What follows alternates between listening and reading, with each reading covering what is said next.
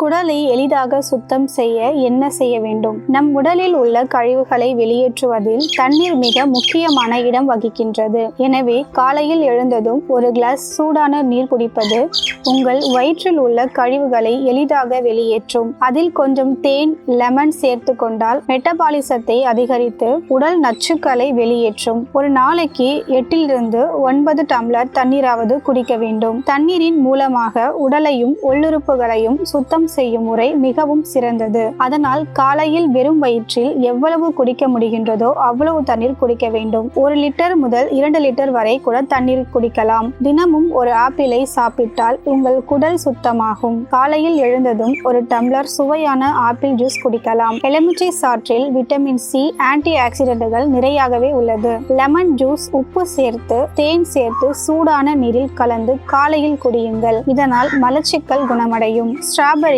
பட்டாணி, தானியங்கள், கொட்டைகள், முழு தானியங்கள், பீன்ஸ் மற்றும் விதைகள் போன்ற நார்ச்சத்து உணவுகளை எடுத்துக் கொள்ளுங்கள். இது உங்கள் குடலை எளிதாக சுத்தம் செய்து குடலில் உள்ள நச்சுக்களை வெளியேற்றும். கேரட், வெள்ளரி, முட்டைகோஸ், புரோக்கோலி, பீட்ரூட், தக்காளி, கீரை போன்ற காய்கறிகளில் விட்டமின்ஸ், தாதுக்கள், நொதிகள் மற்றும் அமினோ அமிலங்கள் நிறைந்து காணப்படுகின்றன. இந்த காய்கறிகளில் இருந்து ஜூஸ் போட்டு குடிக்கலாம். குடலில் உள்ள கழிவுகள் நீங்கி எடை குறையும். கற்றாழை இலையில் உள்ள சதைப்பற்று பகுதியை மட்டும் எடுத்து அதனுடன் லெமன் ஜூஸ் சேர்த்து ஒரு நாளைக்கு பலமுறை குடித்து வர மலச்சிக்கல் சரியாகும். சரும ஒவ்வாமை, வயிற்றுப்போக்கு, தலைவலி மற்றும் இரைப்பை வலி என அனைத்தும் போகும். இஞ்சியின் தோல் நீக்கி அதை சாறு எடுத்து தேன் கலந்து ஒரு நாளைக்கு 2-3 முறை குடித்து வந்தால் குடல் சுத்தமாகும்.